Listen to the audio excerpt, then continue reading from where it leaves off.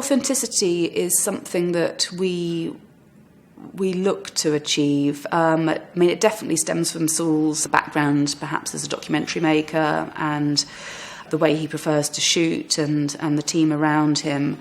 We needed somewhere that was going to serve the book and the story. One! Which will be explosion one. One! And also made sense. I mean, it's an expensive film to make. You know, there is these big action set pieces. Call out two. Quite large scale within it. I then called out three. Belgium was actually a very convenient place. We had a lot of French crew as well. It's very easy for the Brits to get to. We chose to go for a full location shoot rather than go onto stages and build full sets.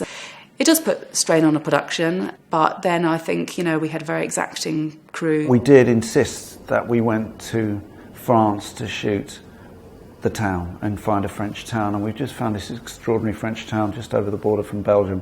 We are in Marville.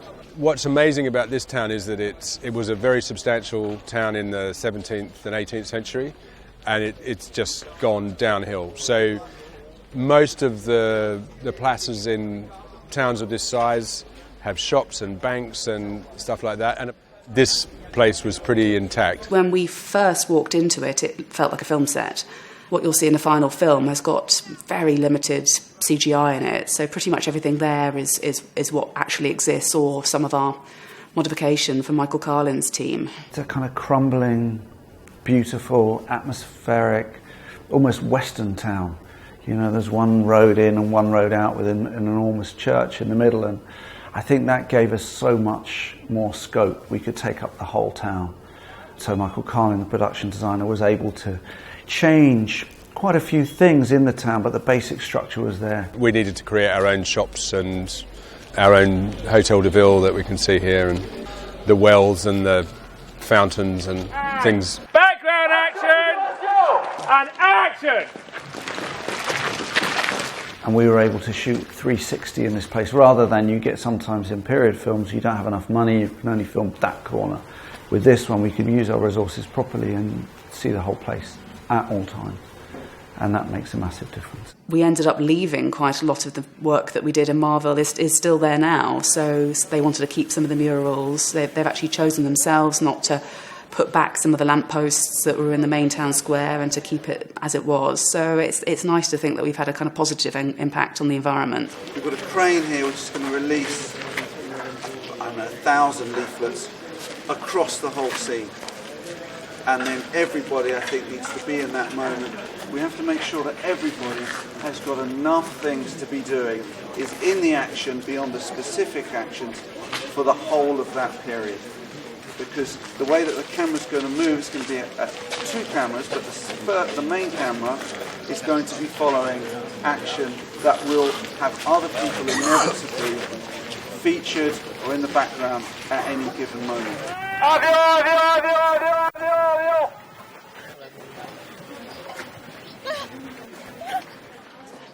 The obvious way to shoot this film would have been to build a house, which was probably about a month of shooting time in the end, and then you've got absolute control over sound and dressing and lighting conditions. But we wanted to have the actors feeling like they were living in a house. We wanted to feel the claustrophobia and the imposing nature of the building. It's always difficult, I think, when you go into a house for 3 weeks.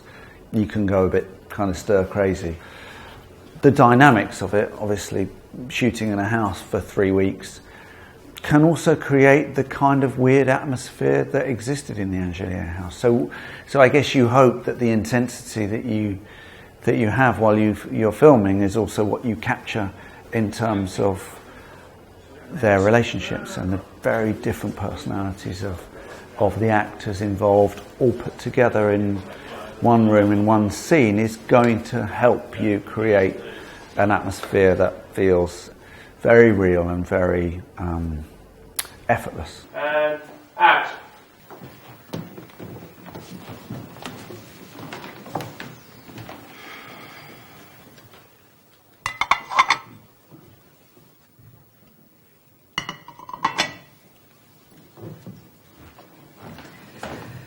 May the Lord bless these gifts we are about to receive, and may he bless those unable to share his bounty with us.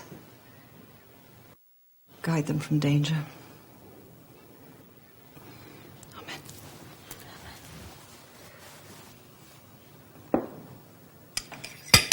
Cut. Got there, thank you. I think for the sake of the film, I always felt it's great to have a very intimate story set against a very big backdrop, and you want to really make the intimate stuff intimate, and you want to make the big stuff really big. When those two things play off against each other, I think that can work really, really well. Everyone took a big deep breath in between some of these big action scenes like the Exodus or like the Germans arriving in the town square. That's the kind of stuff that I think crews and cast find exciting as well. You know, you suddenly get a real sense of what it's like to be in these situations.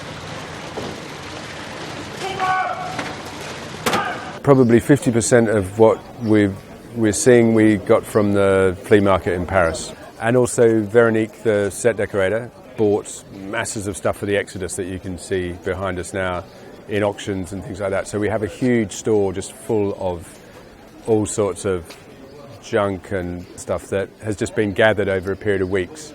There's bits of furniture that, will appear on the back of a wagon that will later appear in dressed in a room that are probably now here under a blanket on another wagon.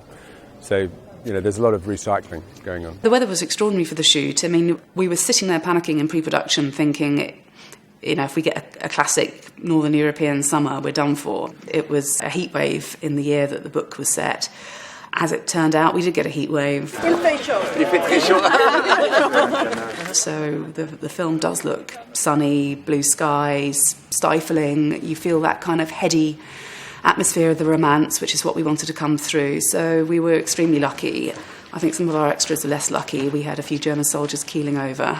It certainly is quite something standing out in the sun in a metal helmet all day. Likewise for the Exodus, it's hard. We had columns of people for real marching down roads in 40-degree heat. So yeah, it was a tough shoot from that front. On one hand, it's extraordinary that you are, allowed to have this job where you can recreate properly the whole event. At the same time, it's just very, very hard to marshal all of that and make it feel right and real and oppressive, But we got there.